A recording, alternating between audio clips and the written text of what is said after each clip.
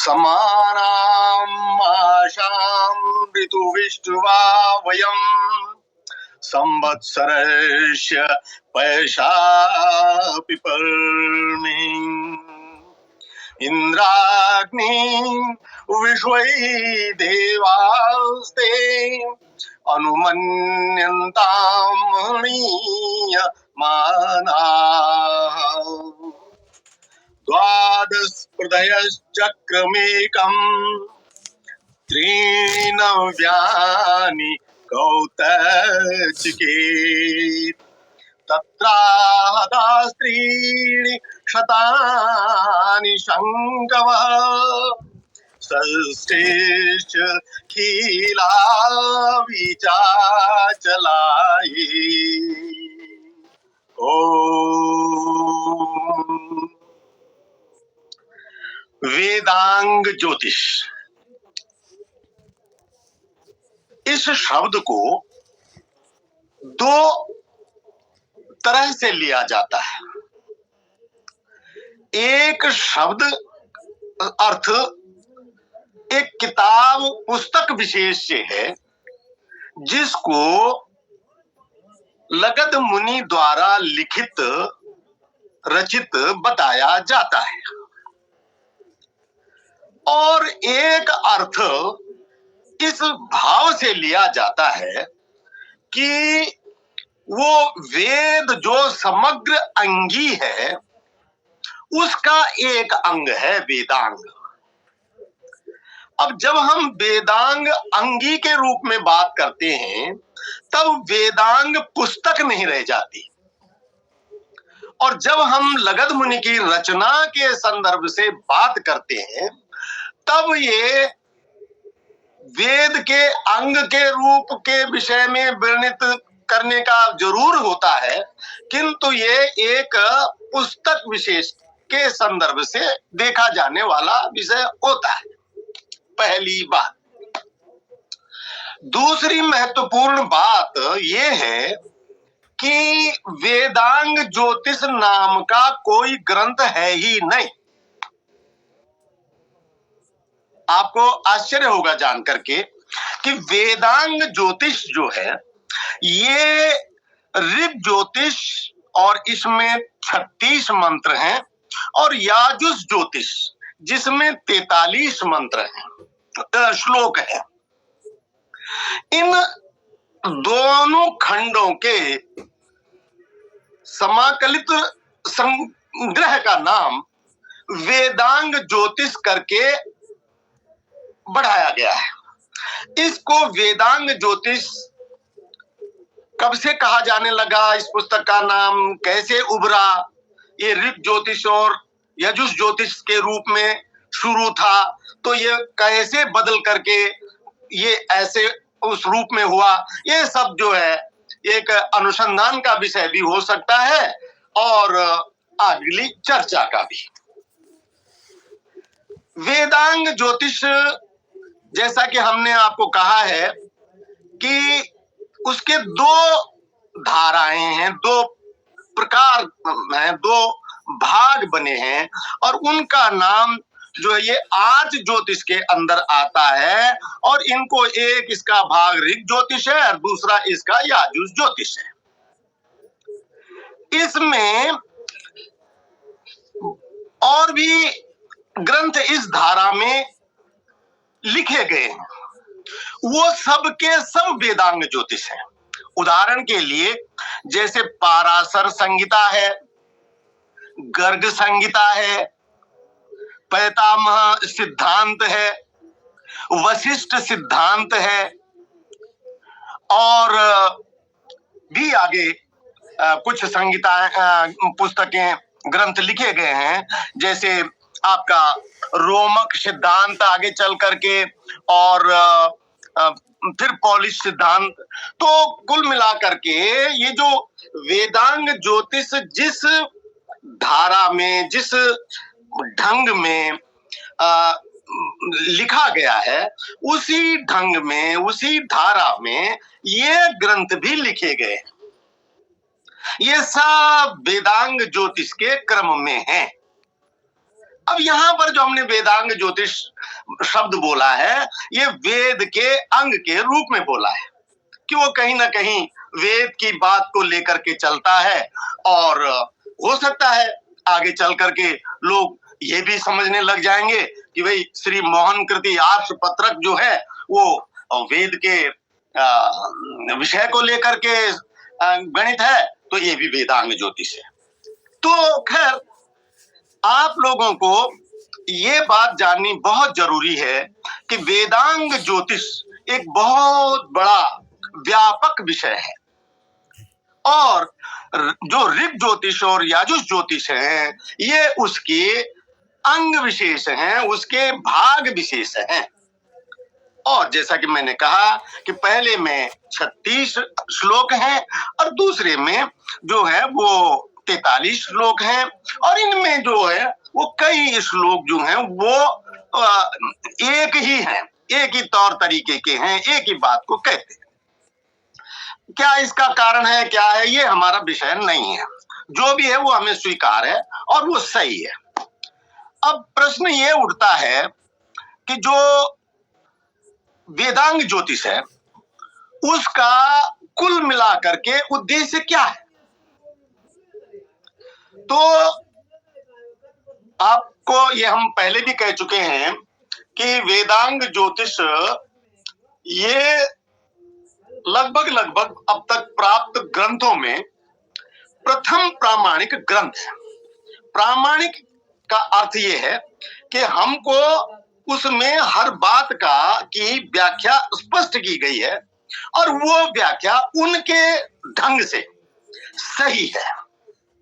उसकी हम प्रशंसा करते हैं कि जब गणितीय साधन नहीं रहे होंगे हम इसलिए कह रहे हैं क्योंकि वहां जो जो बातें कही गई हैं और जिस तरीके से उन्होंने तथ्यों को लिया है, उससे हमें स्पष्ट होता है कि उनके समय में गणितीय संसाधन, गणितीय जो तौर तरीके हैं वो इतने अधिक विकसित और स्पष्ट नहीं थे जो हमें आज प्राप्त है, ऐसा हमें लगता है।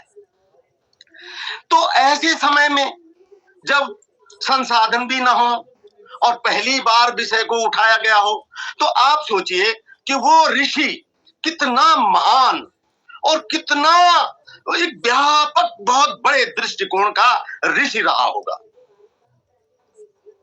महानुभाव, हर काल क्रम का एक हिसाब किताब होता है, उसकी एक भूमिका होती है, और उस भूमिका को लेकर के हम क्या कुछ कर पा रहे हैं, वो अपने आप में एक बहुत बड़ा कार्य होता है।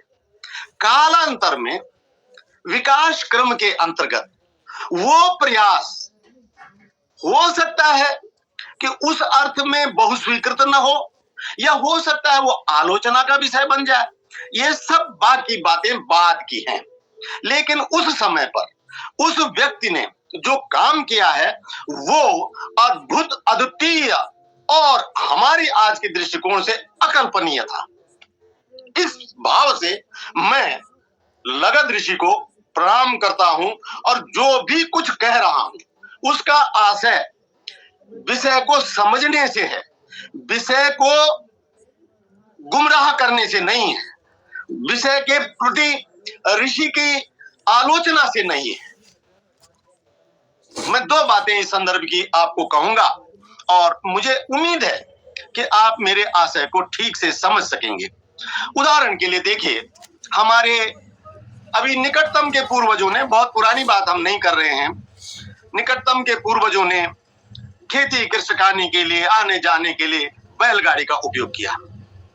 अब आप सोचिए कि जब हमारे पूर्वजों ने पहली बार बैलगाड़ी का अनुसंधान किया होगा, प्रैक्टिकल किया होगा, वस्तु को परिणामी रूप दिया होगा, और उसमें उस बैलगाड़ी में वो आना जाना करके सामान ढोने की जो स्वाभाविक सहजता है उसको प्राप्त किए होंगे, उनको कितना बड़ा हर्ष हुआ होगा, कितनी खुशी उनको हुई होगी। और जोड़ तोड़ करके, जैसे तैसे करके, अपना बुद्धि का उपयोग करके, जो भी साधन उनके पास थे उनको जोड़ करके उन्होंने बैलगाड़ी बनाई। क्या हम आज अगर बैलगाड़ी का उपयोग नहीं कर रहे हैं, क्या हम आज अगर किसी को बैलगाड़ी की सलाह नहीं दे सकते हैं, तो क्या इसका मतलब यह है कि हम अपने पूर्वजों की, उन पूर्वजों की निंदा कर रहे हैं जिन्होंने बैलगाड़ी में काम किया था? आप सोचिए कि आज से अधिक नहीं, मैं पिछले 50 सालों की बात कर रहा हूं आपसे। इन 50 वर्षों में हमारे स्टीम इंजन हुआ करते थे, और क्या उस समय रेलगाड़ी की गति होती थी, और क्या उस समय रेलगाड़ी के ढोने की क्षमता होती थी? क्या आप ऐसा कह सकते हैं, ये भाषा कह सकते हैं कि क्या पूर्वज थे हमारे स्टीम इंजनों में काम करते थे, स्टीम इंजन बना सके? नहीं। आप सोचिए, जब भाप की शक्ति का पता भी नहीं हुआ होगा, तब उस भाप की शक्ति से कार्य संचालन की संयोजना कर ली गई, उस दृष्टि से वो काम कितना महान हुआ होगा। और जब स्टीम इंजन पहली बार चले होंगे, या पहली बार रेलगाड़ी लोगों को देखने समझने को मिली होगी, उस समय उनको कितना बड़ा हर्ष हुआ होगा। आज डीजल इंजन आ गए, और अब डीजल इंजनों का भी विषय जाने लग पर है। अब सौर इंजनों की बात होने लग गई है। हो सकता है कि आने वाले टाइम में स्टीम इंजनों की तो बात छोड़िए, जो डीजल इंजन है ये भी हमारे म्यूजियम का विषय हो जाएंगे, और हम अपने बच्चों को म्यूजियम में ले जा करके ही समझा पाएंगे कि भाई, अपने नाती पोतों को, कि ये इंजन होता था बेटा, और ये इंजन ये काम करता था, और ये पहला इंजन था, और ये दूसरा इंजन था, और इत्यादि इत्यादि। इस भाव से ये बात मैं कह रहा हूं कि आप वेदांग ज्योतिष को किसी भी दृष्टि से कम करके नहीं देख सकते, और न मैं देख रहा हूं। मैं तो, आपने देखा कि शुक्ल पक्ष और कृष्ण पक्ष के उदाहरण के लिए पहला वेदांग ज्योतिष का ही उदाहरण देता हूं। तो वेदांग ज्योतिष अपने आप में, अपने समय में, अपने संसाधनों के चलते, और एक ऐसी अवस्था में जबकि लोगों के दिमाग में पंचांग की बात आ ही नहीं सकती थी, और ऐसी अवस्था में लगत मुनि ने इतना बड़ा काम किया, इतनी बड़ी सोच को कार्यान्वित किया, उसके लिए लगत मुनि कितने प्रशंसनीय हैं और कितने महान हैं। वो ठीक है कि आज हम शुद्ध से शुद्ध की तरफ चल रहे हैं। एक समय था जब हम असत से सत की ओर की बात हमें कही गई है। अब समय ऐसा भी आ सकता है कि हम लोगों को कहें सत से और महान सत की तरफ चलो। हो सकता है सत से महान सत की बात सामने आ जाए। वेदांग ज्योतिष से चलते चलते हम और आगे सत्यता पे, और आगे एक्यूरेसी जिसको कहते हैं, शुद्धता पर चले, और इसी शुद्धता का नाम है आधुनिक अनुसंधान।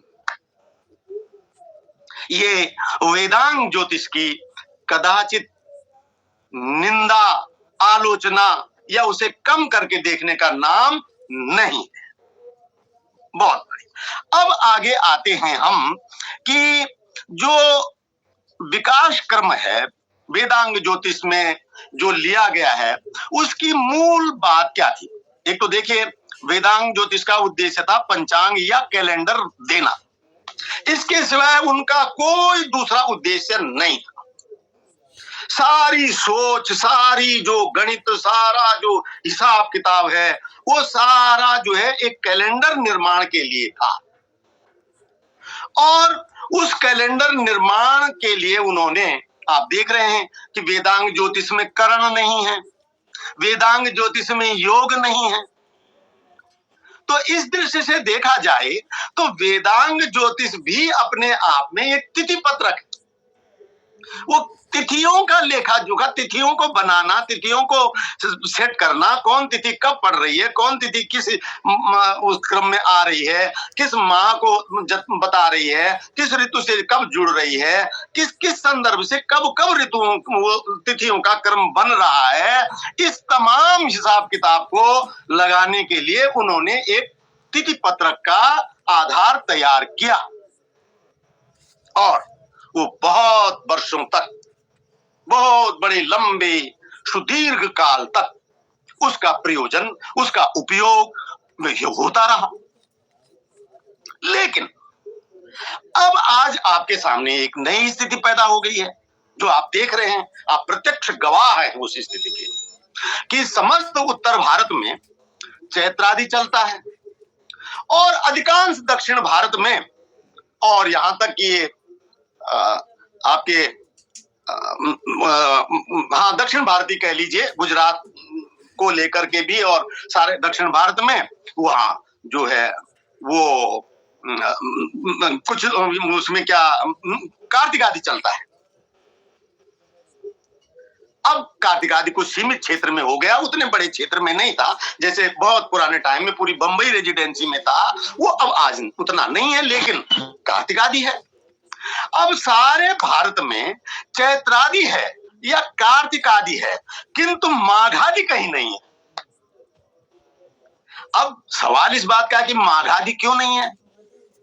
वेदांग ज्योतिष में तो माघ महीने को पहले कहा गया है।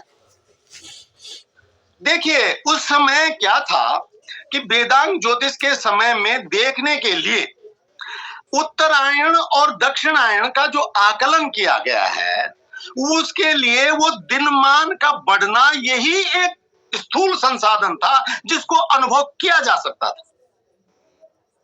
तो जहां से हम बढ़ रहे हैं, जैसे कि आपको याद होगा कि आजकल हमने जो नया वो दिया है पंचांग में, दैनिक पंचांग में जो हम आजकल दे रहे हैं, उसमें आपको हम शतपथ ब्राह्मण का अंश दे रहे हैं और उसमें लिख रहे हैं हम यह एवा पूर्यते अर्धमास, पूर्यते जो पूरा कर रहा है, वो पहले अर्धमास, अर्धमास पक्ष, स आग्नेयो वो आग्नेय है, अग्नि उसका देवता है, अग्नि ऊर्जा।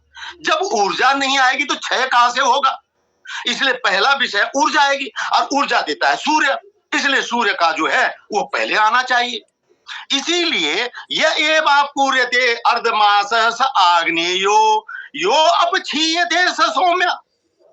अब जब भरेगा नहीं तो क्षीण कहां से होगा, इसलिए वो बहुत तर्क संगत विचार लिया है ऋषियों ने कि पहले उत्तरायण और बाद में दक्षिणायन, पहले बढ़ने की बात, पहले शुक्ल पक्ष और तब कृष्ण पक्ष, ये क्रम है। तो इसके लिए उन्होंने पहला अग्नि का पक्ष रखा, फिर सोम का पक्ष रखा, पहले प्रकाश वृद्धि का पक्ष रखा और फिर प्रकाश के घटने का पक्ष रखा। बिल्कुल ठीक किया। लेकिन आज का चिंतन, आज हमें बहुत संसाधन, आज हम गणित के रूप में बहुत शुद्धतम रूप से चलने लग गए और हमारे पास जो उत्तरायण और दक्षिणायन को गिनने का, देखने का, आकलन करने का बहुत ही सिद्धांत सम्मत आधार उपस्थित है। तो अब ये है कि अब हमारी सोच बदल गई। अब हमारी सोच ये हो गई है कि जब सृष्टि के आदि में सारे ग्रह एक क्रम में रहे होंगे तो कहां से चले होंगे, तो उनके उस क्रम के लिए उत्तरायण तो बहुत बाद की बात रही होगी। उत्तरायण में कहां से आ जाएंगे शुरू, चलना तो शुरू से होगा ना, संख्याएं शून्य से शुरू होंगी।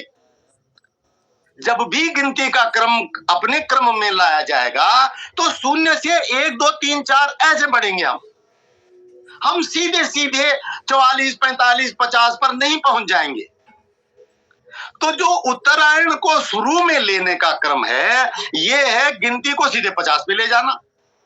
ये अब अनुभव में आई बात, और चूंकि उसके लिए हमारे पास तौर तरीके, गणितीय संसाधन भी थे, इसलिए हम इस बात ये चिंतन अब आया हमारी बुद्धि में।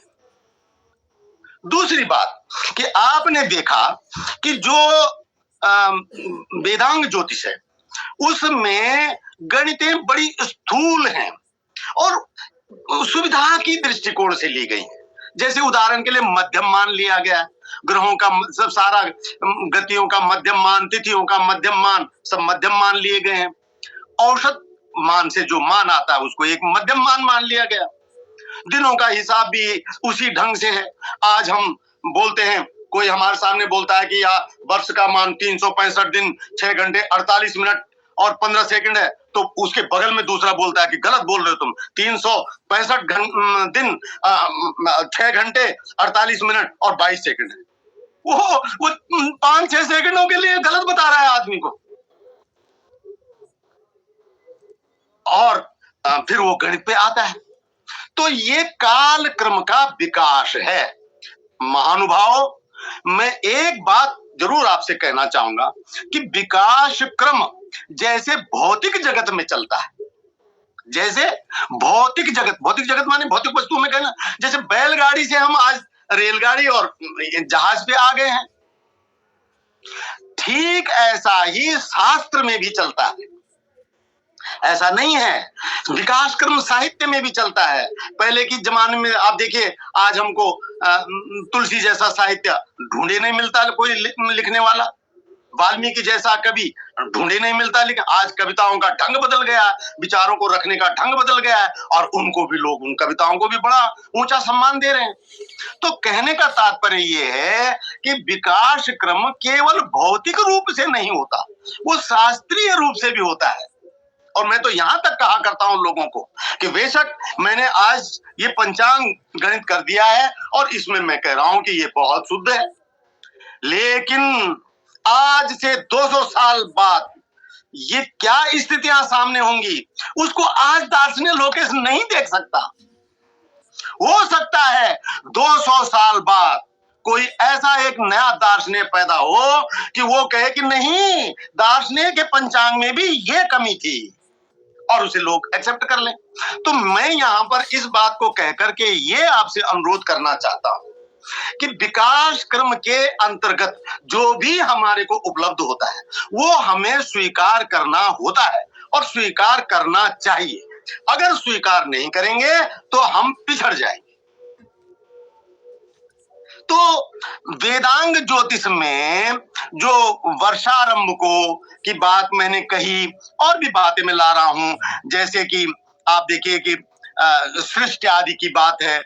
सृष्टि आदि में मैंने शुक्लादि को की बात रखी और फिर माघारंभ की बात रखी। तो आज जो है माघारंभ से हम चैत्रारंभ पे आ गए हैं, और चैत्रारंभ जो है उसको हम वैदिक कहते हैं।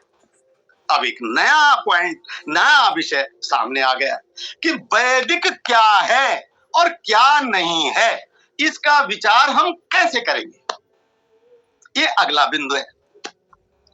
वैदिक माने वेद के अनुसार, वेद के अनुसार जो सही है वो ही वैदिक कहलाएगा, न कि वेदांग ज्योतिष के अनुसार। ये ध्यान रखें आप, हमको भी न कि वेदांग ज्योतिष के अनुसार और यहां तक कि न कि सूर्य सिद्धांत के अनुसार। हमारे पास जो अंतिम अधिकार पत्र है, अंतिम घोषणा पत्र है, वो हमारा वेद है। अगर कोई चीज वेद के अंतर्गत चल रही है तो उसको ही हम वैदिक कहेंगे, अन्यथा वैदिक शब्द का एक उपयोग है पर वो सदुपयोग है या नहीं ये नहीं कहा जा सकता। आशा है आप मेरे भाव और विचार को ठीक से समझ रहे होंगे। एक उदाहरण देकर के फिर आगे चलते हैं। देखिए, वेदांग ज्योतिष ने नक्षत्र समान लिए हैं और 27 लिए हैं, जबकि आप जानते हैं कि वेद में, ऋग्वेद में भी 28 नक्षत्र कहे गए हैं और अथर्ववेद में बाकायदा उनकी सूचीबद्ध तरीके से 28 नक्षत्रों को कहा गया है। अब हम देख रहे हैं कि हमको आज 28 नक्षत्रों पर हमारी दृष्टि गई है, तो हमारे सामने एक समस्या पैदा हो गई कि भाई ये 28 नक्षत्र कहां से कहां तक हैं। तब हमने देखा कि सूर्य सिद्धांत तो 28 नक्षत्र दिखा रहा है और उन 28 नक्षत्रों को असमानता के दृष्टिकोण से भी दिखा रहा है। तो अभी हमारे सामने नया विषय पैदा हो गया। फिर हमने और तरह तरह के तरीके से ये जानने की कोशिश की कि क्या नक्षत्र समान नहीं है, तो हमें दृढ़ उत्तर मिला, स्पष्ट उत्तर मिला कि नक्षत्र पंचांग की दृष्टि से जो गणितीय नक्षत्र हैं ये 28 हैं, और जो उनका क्षेत्र है वो असमान है। कोई भी दो नक्षत्र आपस में समान नहीं है। अभी कितनी बड़ी बात पता लग गई। अब जो इन नक्षत्रों को 28 को नहीं दिखाएगा और वो पंचांग बना रहा है, तो उस पंचांग को बेशक हम उस व्यक्ति का सम्मान करने के लिए नहीं, ये नहीं कहेंगे कि नहीं तुम्हारा पंचांग नहीं है, ऐसा नहीं कहेंगे हम। लेकिन अगर हमसे ये पूछा जाएगा कि क्या ये पंचांग वैदिक है, तो हम क्या बोलेंगे? वैदिक का अर्थ है वेद के अंतर्गत, वेद की मानना को रखते हुए, वेद के मार्गदर्शन में चलते हुए। और आप जानते हैं कि हमने अपने पंचांग के बारे में कहा है कि हमको जहां तक संज्ञान हो सका और जहां तक हमसे संभव हो सका, हमने वहां तक वेद की मान्यताओं, वेद के मार्गदर्शन को स्वीकार करते हुए आपको पंचांग दिया। इसीलिए हम अपने पंचांग को वैदिक पंचांग कहते हैं। ये पंचांग शब्द तो मैंने कुछ मित्रों की सलाह पर जन सामान्य में इसको परिचित कराने के लिए दिया है। हमारा भी पंचांग तिथि पत्रक है, और ये तिथि पत्रक शब्द मैंने ऋग्वेद आदि भाष्य भूमिका से महर्षि दयानंद सरस्वती के अनुसार लिया। तो अब हम इस बात पर आ गए हैं कि वेद के अनुसार वैदिक कहना होगा।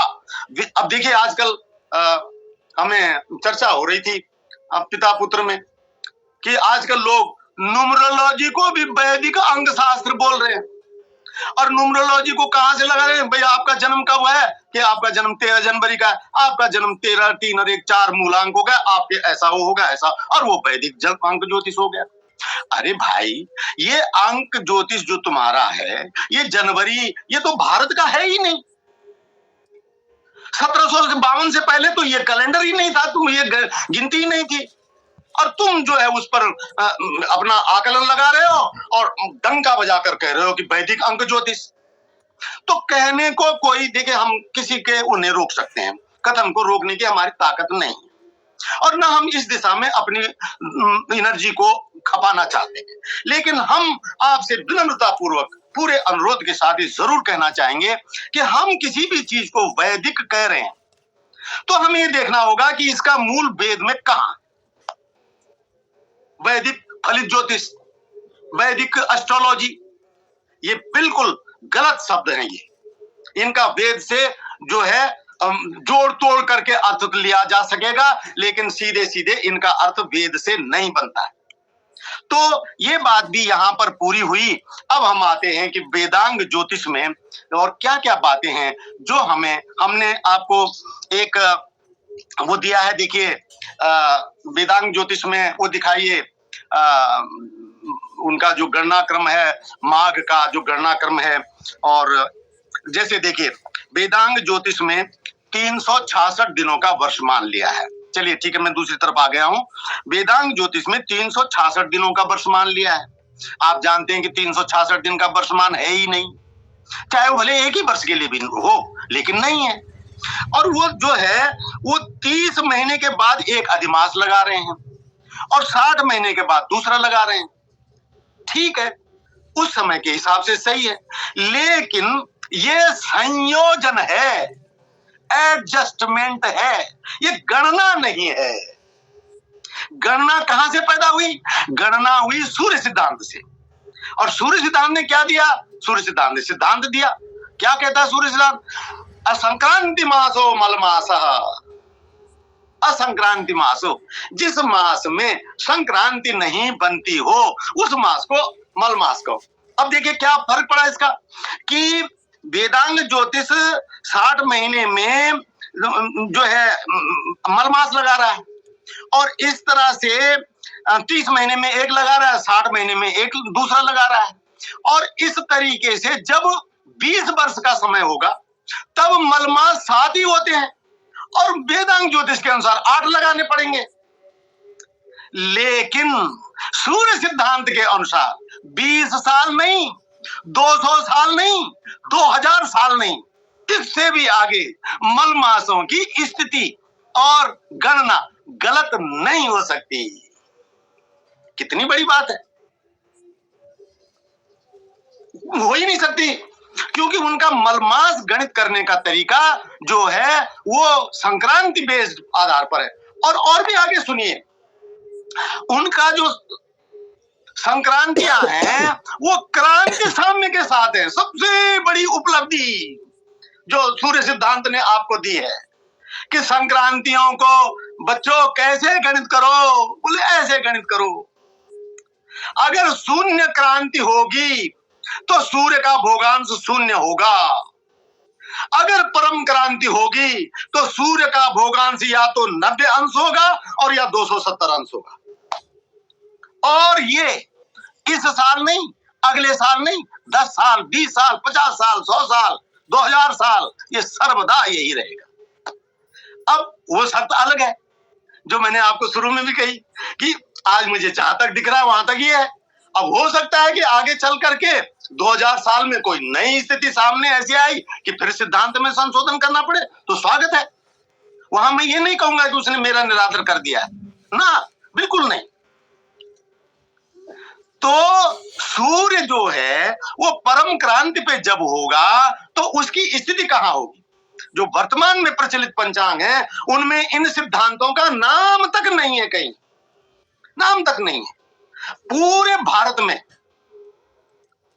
जितने भी पारंपरिक पंचांग प्रकाशित हो रहे हैं, पर खैर मैं यहाँ वेदांग ज्योतिष पर रहूंगा, ये विषय फिर अलग का है। लेकिन आपको मैं ये बताना चाह रहा था कि 20वें वर्ष में वो 8 आ गए, अब उन्हें 8 समायोजित कर लिए। तो जो वेदांग ज्योतिष है ये समायोजन का क्रम है।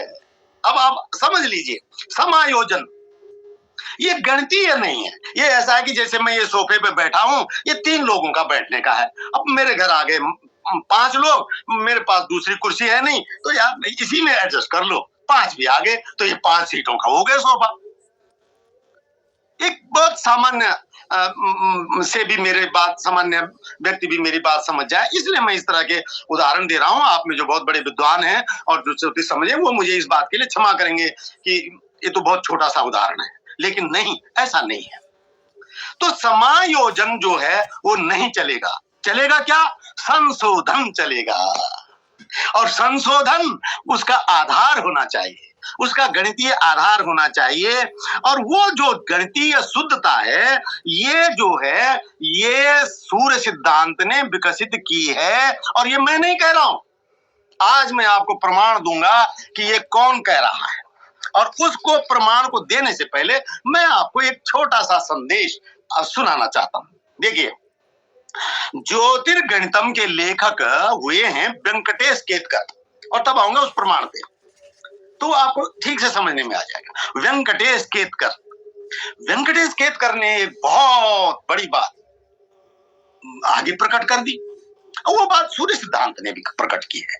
तो वेंकटेश केतकर कह रहा है कि अग्रे यदा दृग्णांतांतरम स्यात् शनैश्चोपचित्ते तदा वे तत्कारणानि क्रमशो विचार्य ग्रंथान् पठिष्ठाः परिशोधयेयुः। ये है अग्रे यदा दृग्गणितांतरम स्यात् शनैः शनैश्चोपचित्तम तदा वे तत्कारणानि क्रमशो विचार्य ग्रंथान् पठिष्ठाः परिशोधयेयुः। टंका बजा करके बात कह दी है कि भाई लोगों, ये जो है अग्रे यदा दृग्गणितांतरम स्यात्, आज तक हमने ये कर दिया है। देखो कितनी निष्पक्ष बात लिखी है इस महापुरुष ने, कितना उज्जवल मार्गदर्शन किया है हमारा। लिख रहे हैं कि अग्रे यदा, आगे चल करके अगर दृग्गणितांतरम, दृग में अंतर आ जाए, आप सूर्योदय का समय दे रहे हैं तो उस समय सूर्योदय दिखना चाहिए। अगर आपका सूर्योदय समय पर सूर्योदय नहीं दिख रहा है तो दृग्गणितांतरम, ये अंतर की बात हो गई।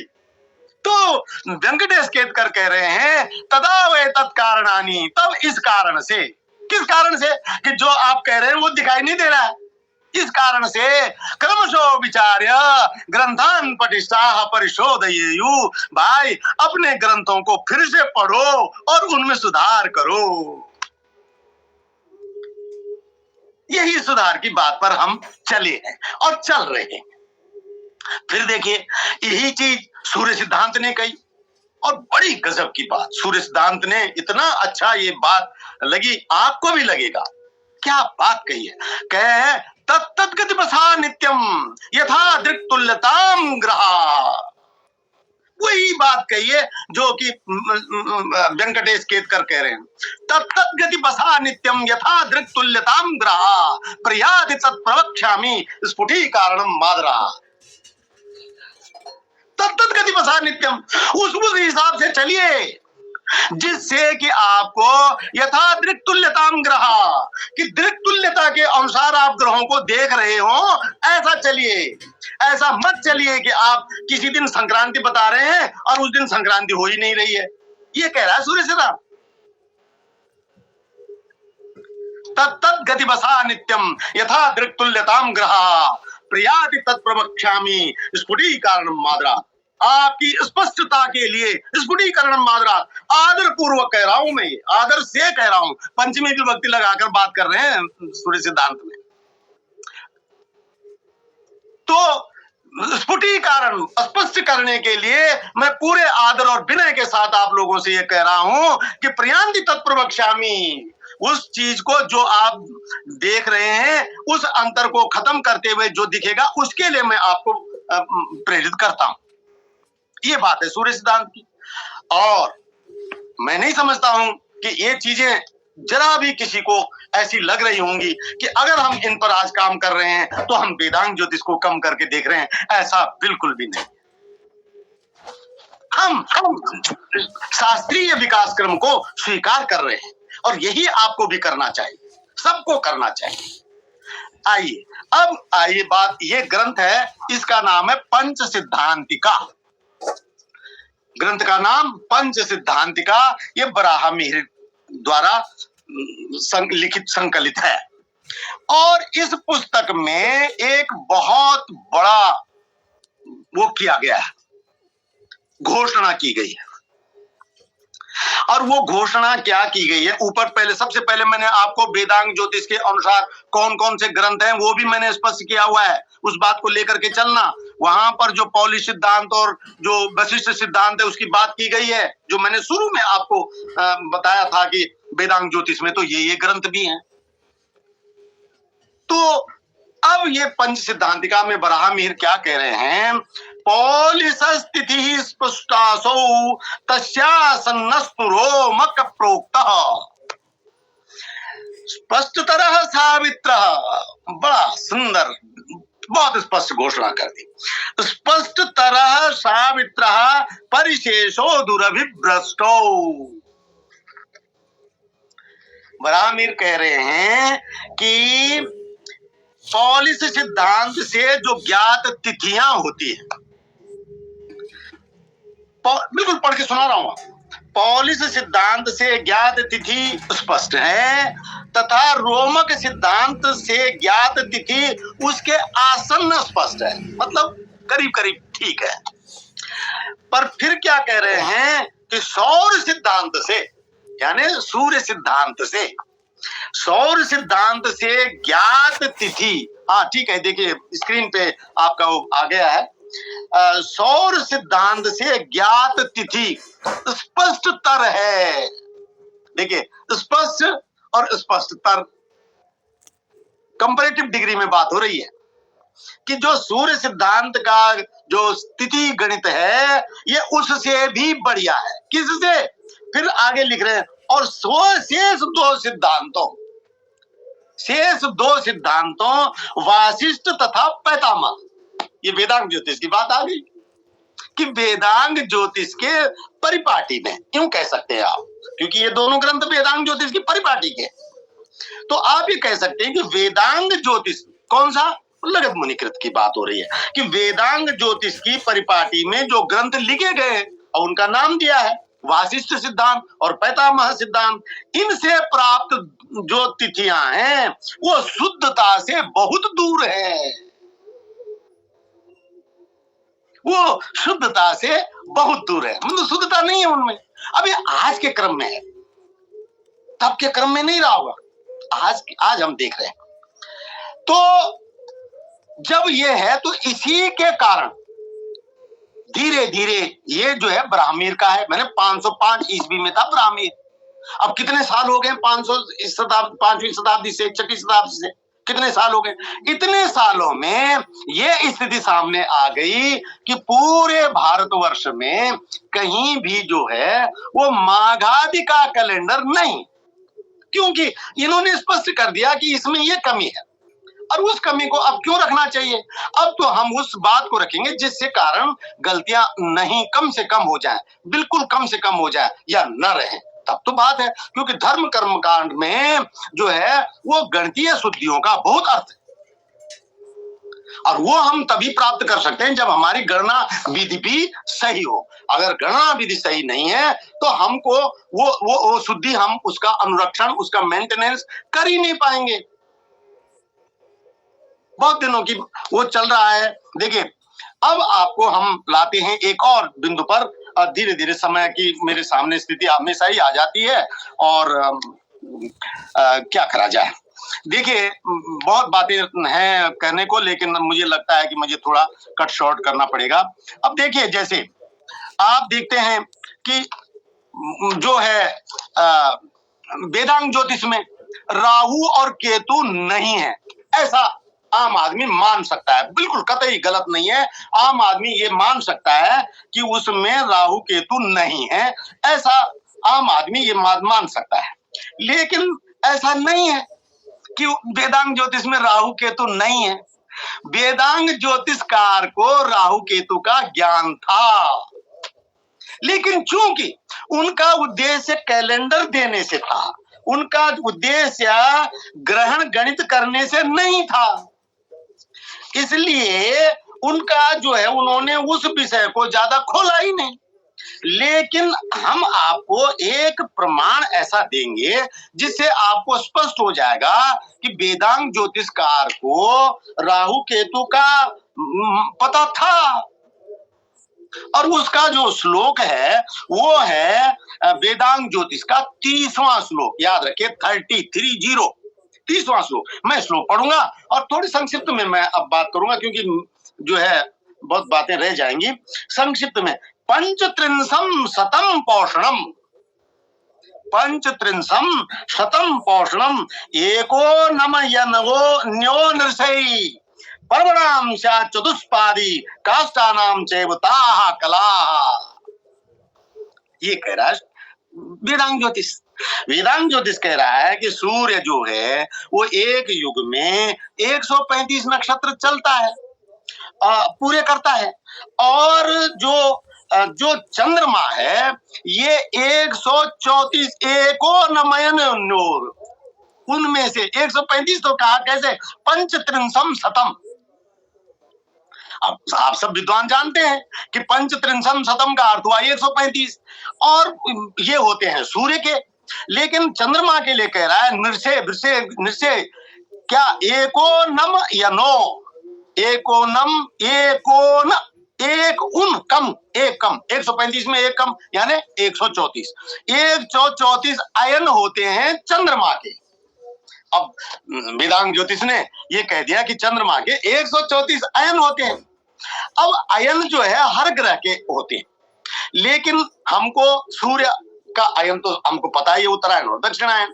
जो जिस परिमंडल में, जिस वृत्त में जिसकी गति होती है, उसी गति में उसकी दक्षिण उत्तर की जो मार्ग होता है उसको अयन कहते हैं।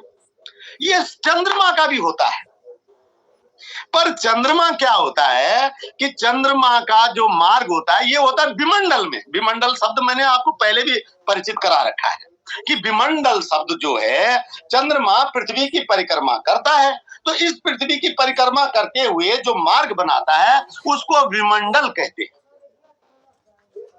अब इस विमंडल में चंद्रमा, जब जब चंद्रमा के विमंडल में जब राहु, जो सूर्य है वो क्या कहते हैं उसको, चंद्रमा पृथ्वी के परिक्रमा में, मैं थोड़ा सा गलत कह गया, चंद्रमा के उसमें नहीं, पृथ्वी के परिक्रमा में चंद्रमा जब ऊपर की तरफ को होता है तब गति करता है। तो ये जो आरेख है, ये जो रेखा बनती है, यानी वहां जहां पर पृथ्वी चंद्रमा थोड़ा ऊपर की तरफ को कर रहा है और वहां से फिर आगे चलता है, ये देखिए। तो ये जो क्रम बनता है, जो अपवर्ड का जो कटान बिंदु था उसको राहु कहते हैं, और जो डाउनवर्ड का नीचे की तरफ का जो बिंदु बनेगा उसको केतु बोलते हैं। ये भौतिक आकृतियां नहीं है, आपको स्पष्ट बता दें, ये कोई ग्रह नहीं है। किस अर्थ में नहीं है? कि भौतिक आकृति के नहीं है, ये किसी पे दोष नहीं लगाते, इनको पूजने की जरूरत नहीं है। ये राहु काल, ये राहु दशा, ये सब बुद्धि के भ्रम है। ये बिल्कुल भी इन पर किसी को मत जाने दीजिए, और खुद तो जाने का मतलब ही नहीं आता। ये सारे गणितीय हुए हैं, ज्योतिष के गणितीय आयाम है। तो अब यहां से जब राहु जो पॉइंट है, ये पॉइंट है, और पॉइंट भी कैसे, देखो जैसे जल में खींची हुई रेखा, हमने रेखा खींच भी दी और रेखा बनी भी नहीं, ऐसे ही है आसमान में चंद्रमा का चलना, वो कटान हो भी गया और वो है भी नहीं, वो ज्योमेट्रिकल पॉइंट बना सिर्फ। तो उस ज्योमेट्रिकल पॉइंट से अगले ज्योमेट्रिकल पॉइंट तक का जो बिंदु रास्ता है, इसको बोलते हैं चंद्रमा का उत्तरायण। और उस लोअर बिंदु से फिर नीचे से और ऊपर की तरफ आने के तक की जो दूरी है, इस बिंदु को कहते हैं चंद्रमा का दक्षिणायन। तो अब यहाँ पर मैं आप लोगों को निवेदन ये करना चाह रहा हूं कि अगर वेदांग ज्योतिषकार को राहु केतु का पता ही नहीं होता तो वो चंद्रमा के अयन की बात कहां से करते? वो चंद्रमा के अयन की बात कर ही नहीं सकते थे। लेकिन चूंकि उन्होंने ग्रहण गणित इत्यादि देने ही नहीं थे, राहु केतु के जो पॉइंट हैं, ज्योमेट्रिकल पॉइंट, अब सूर्य सिद्धांत ने इस बात को बड़े अच्छे तरीके से स्पष्ट किया कि इनके बिना हम ग्रहण गणित कर ही नहीं सकते हैं। जो धुनन संस्कार होते हैं, नोटेशंस, ये इनके बिना हो ही नहीं सकते हैं। लेकिन उस समय में इन चीजों की बात ही नहीं की गई थी, आज इनकी बात की गई है। तो इसलिए जो राहु केतु का वेदांग ज्योतिष में न होना, वो अप्रत्यक्ष है। प्रत्यक्षता वहां है लेकिन अप्रत्यक्षता नहीं है, अप्रत्यक्ष रूप से है, प्रत्यक्ष रूप से नहीं है। लेकिन वो प्रमाण हमारे सामने है कि अगर ऐसा नहीं होता तो वहां जो है ये अयन की बात नहीं की जाती। इसी तरह से बहुत सारे लोग हमसे बोलते हैं, ये आप लोगों ने किसी ने नहीं कही है, लेकिन कई बार लोगों से ऐसा लगता है कि वेदांग ज्योतिष में लग्न ही नहीं है। लेकिन वेदांग ज्योतिष में लग्न है, लेकिन उन लग्नों की विधि उनको जो वो ढूंढ पाए थे उस हिसाब से है। उनके उसमें 12 राशियों में लग्न नहीं है, उनके हिसाब में वो जो 27 नक्षत्रों की जो क्रांति वृत्त में स्थिति है उसके अनुसार उन्होंने लग्न दिए हैं। और ये लिखा है यहाँ कि जो प्राविलग्नान, वो देखना श्लोक तुम्हारे पास भेजा मैंने, ये है, ये देखिए, ये 19वां श्लोक, श्रविष्टाभ्यो गणाभ्यस्तान प्राविलग्नान विनिर्दिशेत स्तरीयान मासान श्रविष्टान विद्याचाम चंद्र मसान ऋतु। वो जो चंद्रमा के पद की जो नक्षत्र हैं, उन नक्षत्रों के हिसाब से उन्होंने क्रांति वृत्त की जो अपवर्ड स्थितियां हैं उनको चिन्हित करने का वहां से जिक्र किया है, प्राविलग्नान। तो उस हिसाब से उन्होंने लग्न लिए, यानी कि वेदांग ज्योतिष के चिंतन में हर बात आ गई थी, हर बात उनके चिंतन में है।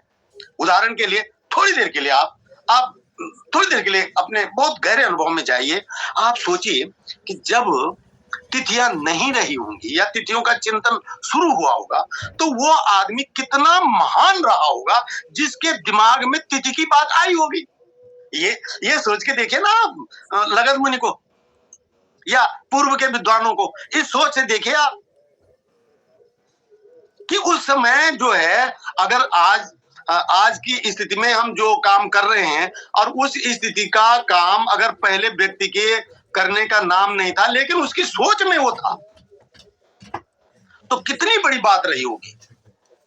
तो इस अर्थ से जो है उन्होंने नक्षत्रोदय के साथ जो है लग्नोदय की जगह नक्षत्रोदय का उन्होंने उल्लेख किया है। ये वेदांग ज्योतिष में है।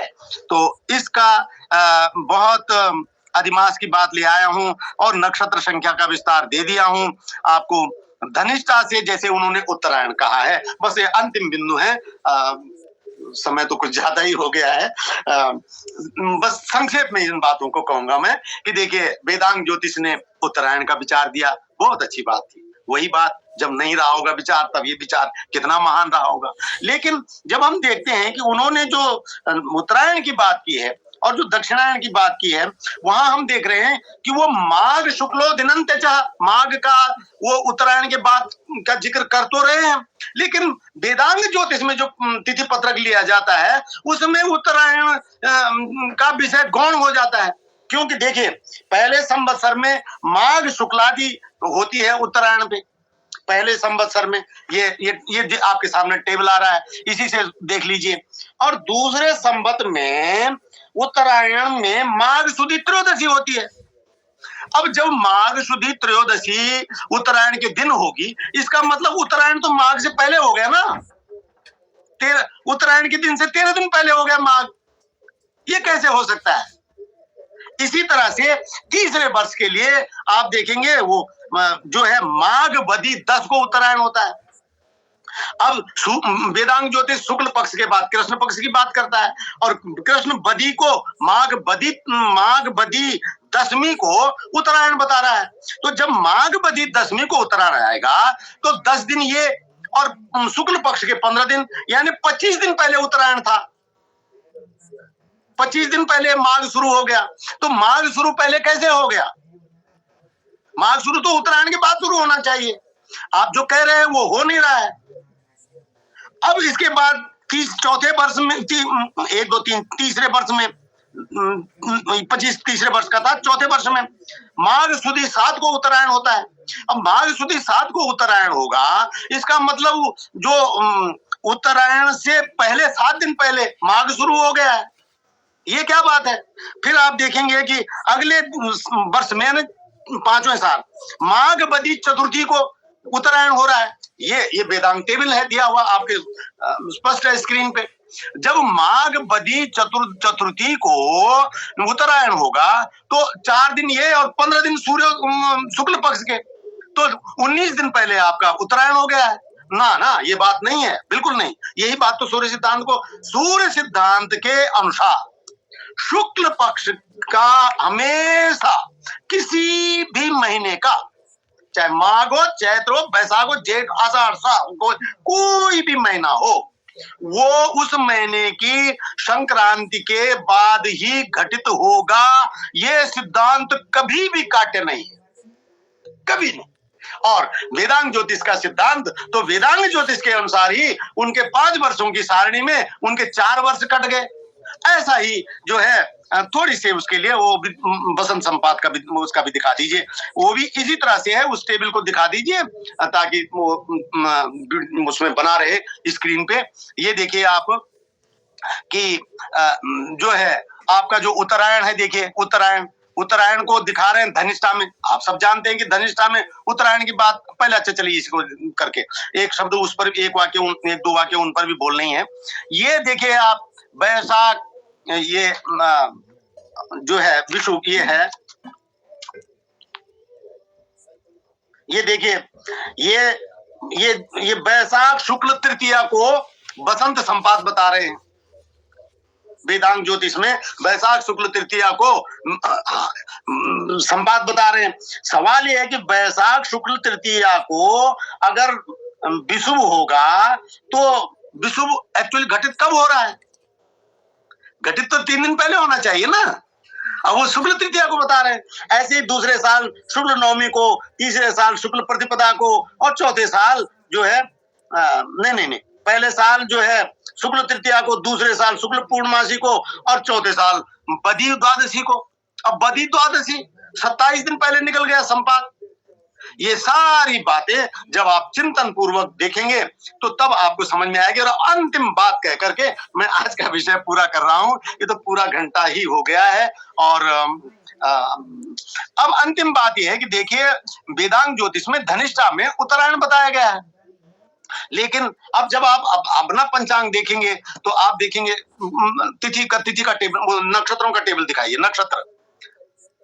नक्षत्रों का टेबल बेटा, हाँ ये आया।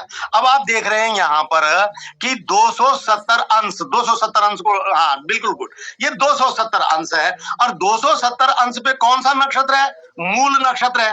अब आज अगर कोई धनिष्ठा में उत्तरायण की बात करेगा तो उसको कोई सुनेगा?